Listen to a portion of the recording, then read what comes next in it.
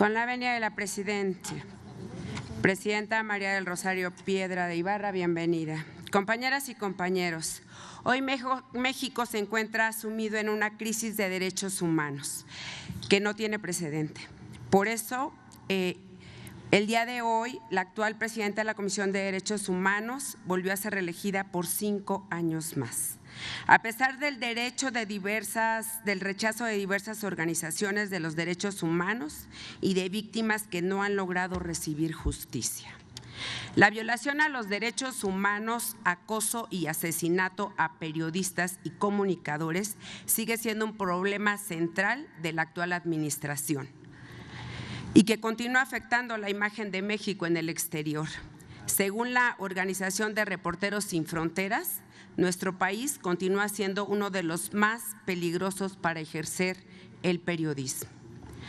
Las administraciones morenistas han demostrado ser incapaces de detener este grave problema. Tan solo durante la administración anterior fueron asesinados 47 comunicadores, mientras que en lo que va de esta administración ya han muerto 5 periodistas en tan solo 3 meses. Las desapariciones forzadas siguen siendo un problema en México, a pesar de que el gobierno lo niegue y la presidenta de esta Comisión Nacional de Derechos Humanos continúa negándose a reconocerlo y a dar justicia para las víctimas y sus familias.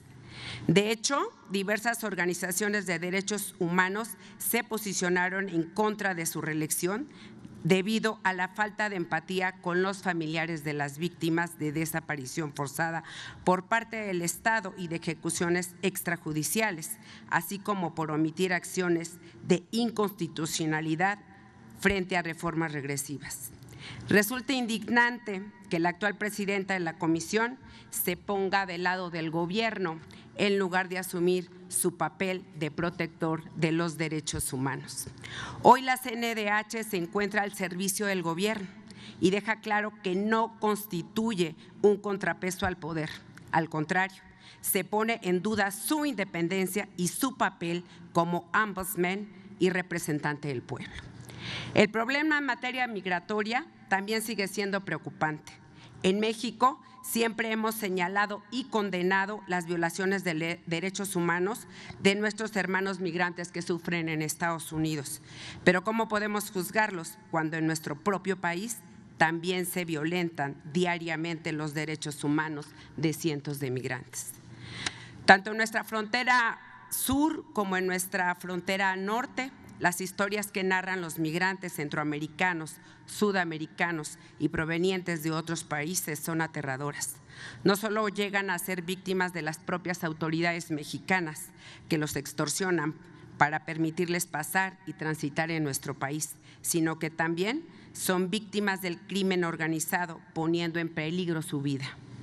En su paso por México, los migrantes no solo pasan por hambre, enfermedades e inclemencias, también se encuentran en riesgo de ser secuestrados por grupos de crimen organizado, quienes piden a sus familiares por su liberación cantidades de hasta $6,000. Cuando no son secuestrados, son víctimas de explotación y abuso sexual y trata de personas, sobre todo mujeres, niñas, niños y adolescentes, quienes en muchas ocasiones viajan solos. Lo cierto es que la Comisión Nacional de Derechos Humanos no ha sido capaz de hacer justicia para las y los migrantes víctimas de los delitos y las recomendaciones que han emitido a las autoridades para velar por el resto de sus derechos. No han sido obedecidas o han sido ignoradas, poniendo en evidencia la poca independencia de la institución frente al poder. Sin duda, no solo estamos ante una crisis sin precedente en materia de violación a los derechos humanos, sino también ante la era más oscura de la CNDH. Compañeras y compañeros, hoy más que nunca necesitamos una Comisión de Derechos Humanos fuerte, garante de todas y todos los mexicanos. Debemos de trabajar para fortalecer los mecanismos que permitan salvaguardar el bienestar de las personas. pero para ello necesitamos una CNDH independiente, fuerte y que sea un verdadero contrapeso al poder, pero es claro que hoy no lo es.